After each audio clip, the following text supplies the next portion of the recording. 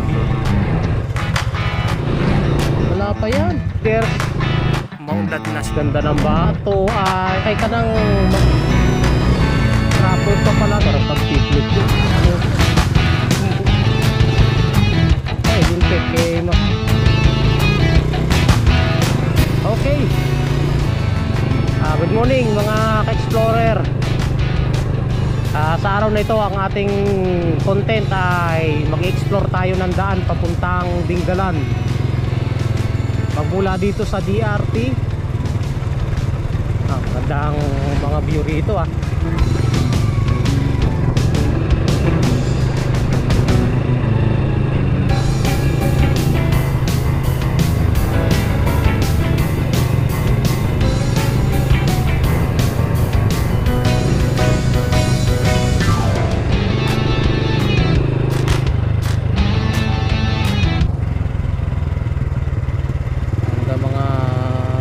dito, saging,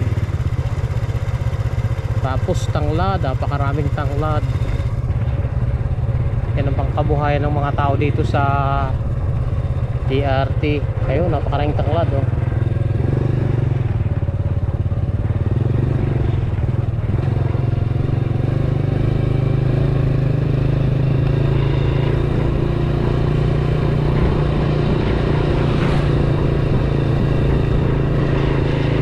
Medyo mahaba-haba nga lang tong ating video. Pagtiyagaan nyo na para makita nyo ng buo yung lugar.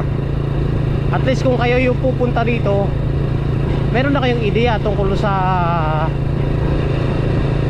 lugar na to at saka sa kondisyon ng daan.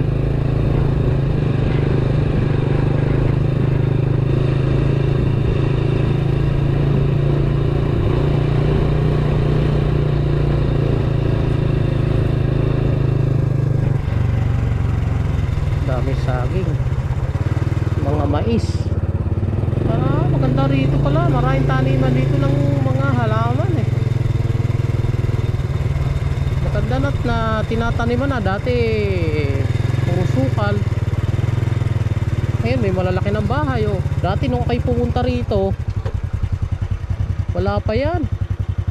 Malalaki na ng bahay kasi may mga ano dyan may dumagat dyan na nakatira dyan sa Sitio Talamsi. Nagdala kami dyan ng mga notebook, mga lumang aklat para magamit ng mga bata. Dinala namin sa isang elementary school ng mga dumagat. Hindi na namin na-vlog yun. Yun po group riders ng Bulacan, BMRF, Bulacan Motorcycle Federation. Yung kasama ako noon, hindi na namin na-vlog.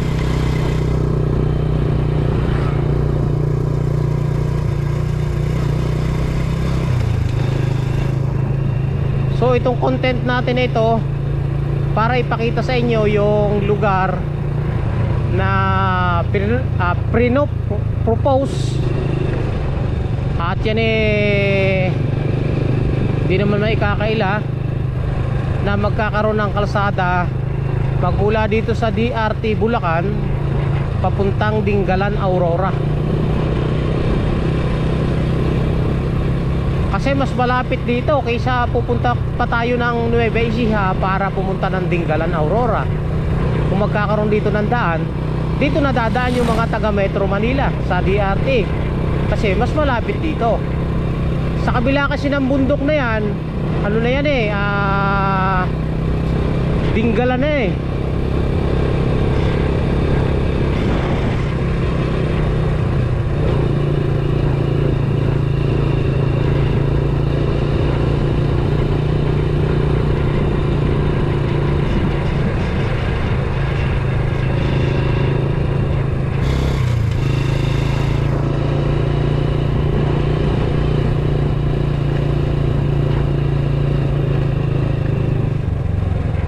muna tayo dito at merong magandang view dito laging hinihintuan. Actually guys, ito napuntahan ko na rough road pa tong kalsada na to. Nagdala kami ng mga relief goods sa dumagat doon sa Sitio Talamsi. Ang ganda ng lugar dito, tingnan mo. Kung inyong mapapansin, siguro kukuhaan ako na lang sa cellphone para send pa natin.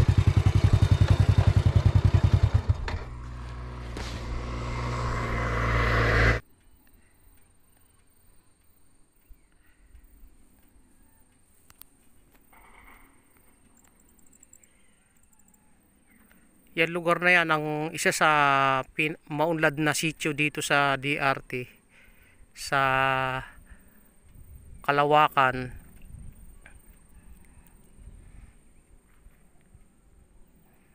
So yung pupuntahan natin sa Sitio Talamsi, doon sa kabila pa doon. Ito yung bundok na to, ito yung Sierra Madre, sa kabila niyan ay Dingalan na. Kaya itong kalsada na ito na dinadaanan natin, ito yung kalsada na gagawing sa future na DRT to Dingalan Road. Itong kalsada na to.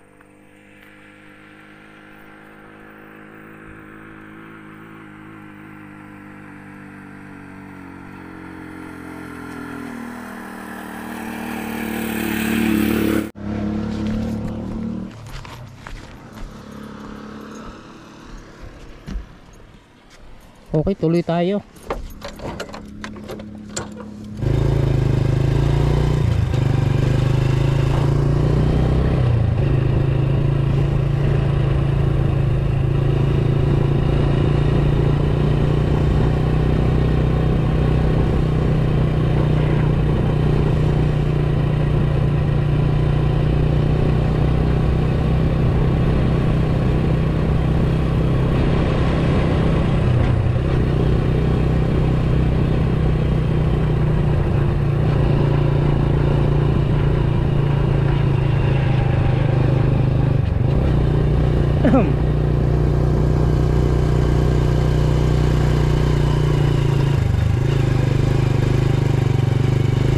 Maganda dito, maraming mga saging na nakatanim sa paligid. Mayaman sa saging yung lugar na to oh.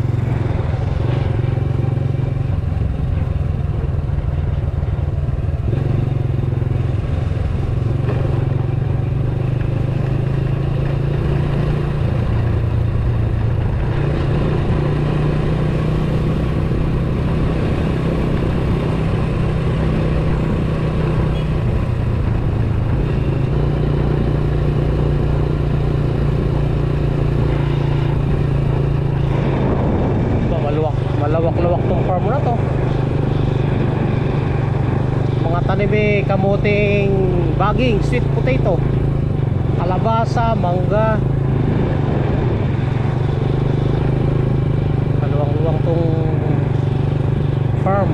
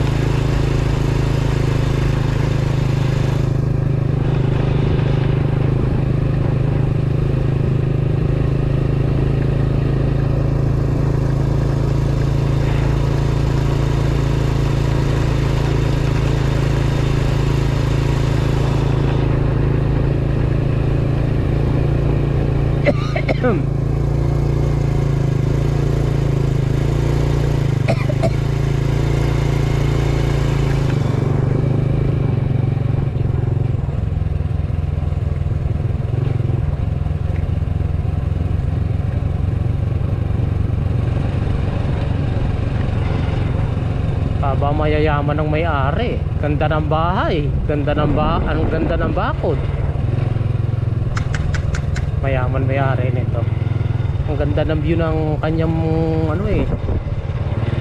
nakaharap doon sa magandang view kanina yung pinakita ko sa inyong sitio na maunlad dito sa may Kalawakan Mayaman may-ari nito.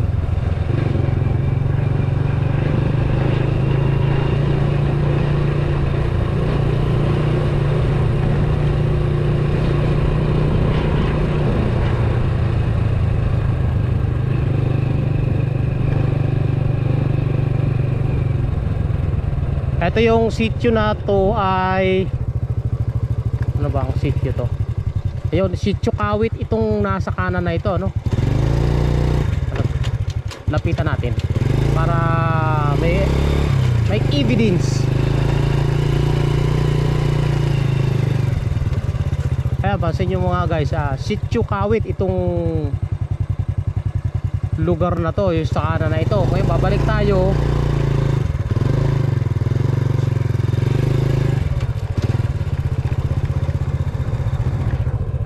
Babalik tayo dito sa sitio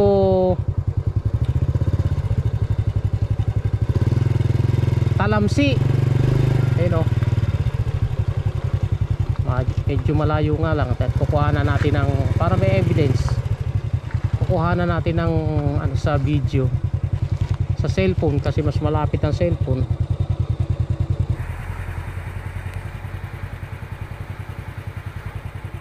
So dyan tayo didiretso.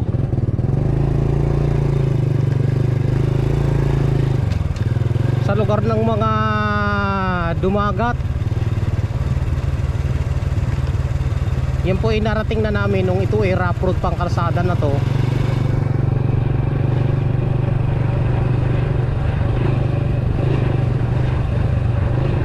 Kasama namin ang BMRF Bulacan Motorcycle Federation para magdala ng mga aklat dyan sa sitio Talamsi sa mga dumagat. Dinala namin sa elementary school, tapos nagpalaro, namigay ng mga relief goods. Hindi na namin na ano yun, na videohan.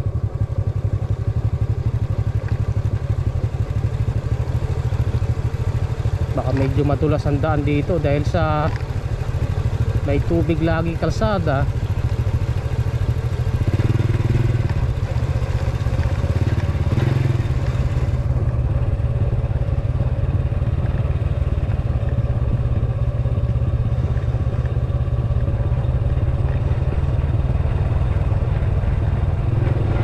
Pasensya na kayo guys pag ako nagpapatakbo ng motor mabagal.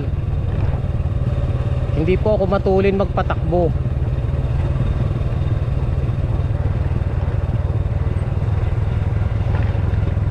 Wow, ang ganda puro marmol gandang design.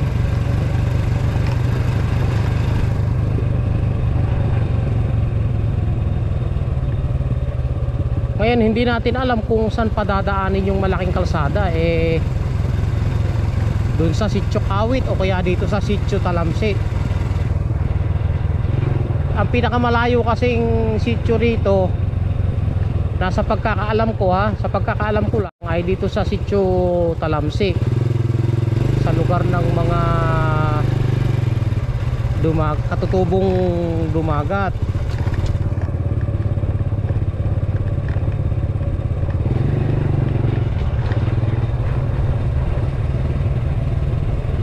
Tapos yung kalsada ay maraming mabuhangin.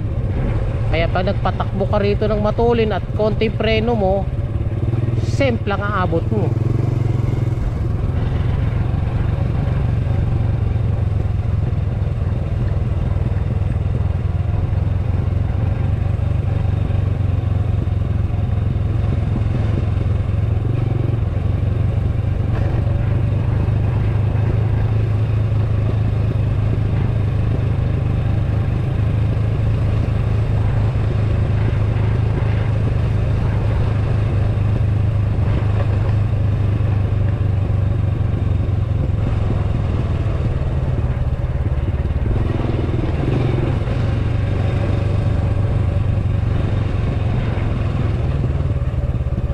Kailangan pag nagpunta ka dito maraming gasolina dahil walang gasolinahan dito. Huwag mapaplatan dahil baka alam vulcanizing dito. Mag-aakay ka ng mga 8 kilometro layo. pag mula dito sa Sitio Talamsi papuntang Cebu.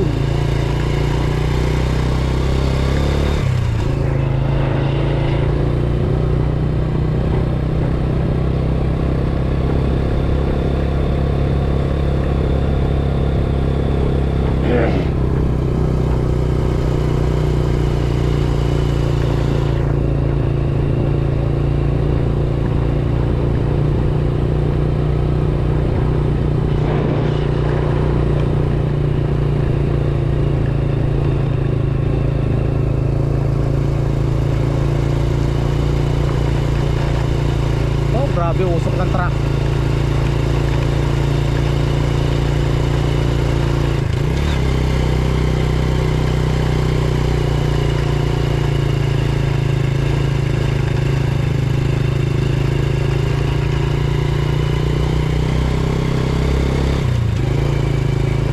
Ay, rough road pa pala. Rough road pa pala dito, guys. Gandang tanawin eh, oh. Wow, hinto muna tayo ha, para makita nyo rin yung nakikita ko. Wow, maganda pala. Ilog. Oh, sarap pag picnic dun. Tapos ito taniman ng mga kamote, napakarami. Tapos yung kalsada na yon, guys, yung malayo na yon, yun, dun tayo galing kanina. Maliit kasi sa GoPro eh.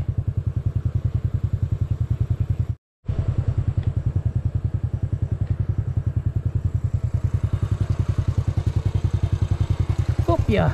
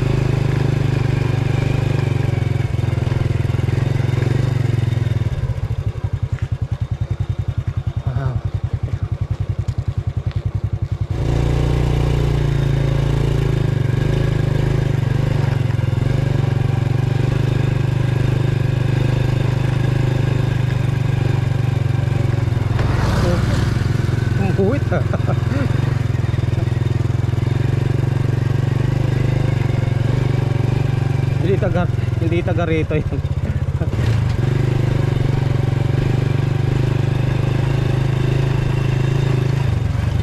Putik pa, guys, oh.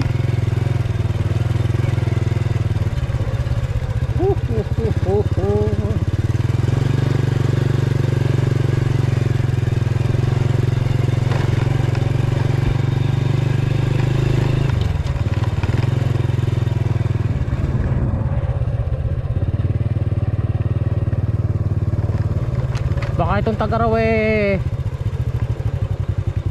sisimentohin na. Ay, lintik pero yung motor kanina nakatawid. Nakatawid kayo yung motor kaninang nauna sa atin. Hindi na tayo tutuloy kasi masyadong putik na putik eh.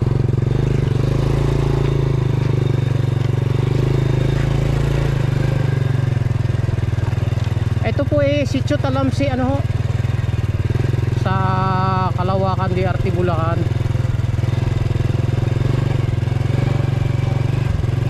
Dito dadaan yung papuntang Dingalan. Kasi sa kabila ng bundok na yan Dingalan.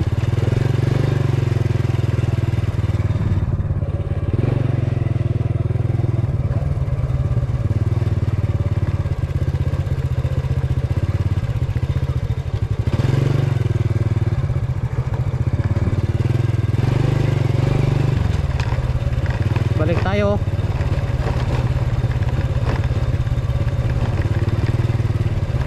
Doon naman tayo pupunta sa Sitio Kawit kasi doon sementado na yung daan eh.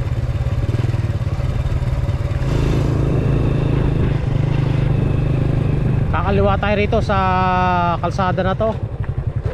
Ito yung pabalik na sa bayan ng ng San Miguel, bayan ng DRT, San Aldefonso, pabalik ng Manila. So kakaliwa tayo rito sa Sitio Kawit. Tingnan natin ang kalsada.